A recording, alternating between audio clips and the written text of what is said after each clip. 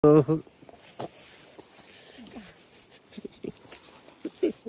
হচ্ছে ইন্ডিয়ার শেষ বর্ডার। ওইটা হচ্ছে চায়না পাহাড়। আর গাইস এই যে দেখতে পাচ্ছেন এগুলো হচ্ছে ভালুকের পটি পিছে ছিল। হ্যাঁ, তো ভালুকের পটি। আর এখানে খুবই রিস্ক একটা জায়গা, মানুষজন কমই আসে। ভালুক থাকে অনেক, দিনে দুপুরেও অ্যাটাক করে।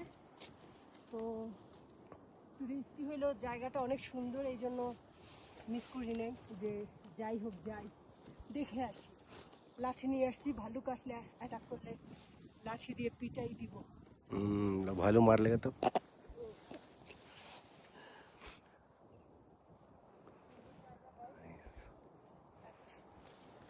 এত সুন্দর জায়গায় আপনারা মিস করবেন না।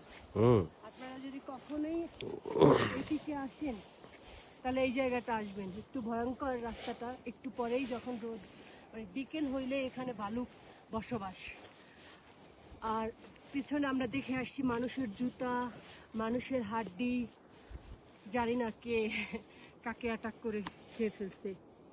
তো ওই মোমেন্টে আমি যে ভিডিও বানাবো, মানে আমি এত ভয় পেয়েছি। তারপর মোটা সাপ, এর থেকেও মোটা সাপ। তো আমি যে ভিডিও বানাবো আমার সাহস হয় নাই। মানে ওই মোমেন্টে যে ব্যাগ থেকে যে মোবাইলটা বের করবো, তো ওইটাই বের করার মতো আমার সাহস হয় নাই। মানে ফুল বডি ভাইব্রেশন, ভয়ে কাঁপতেছি। পরে মানে ওই মোমেন্টে সেন্স ছিল না যে আমি একটা ভিডিও বানাবো।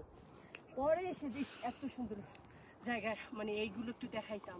জুতা, জামা কাপড়, মানুষের হাড্ডি, হাত সব, তারপর মাথা, সব কিছু পড়ে আসছে।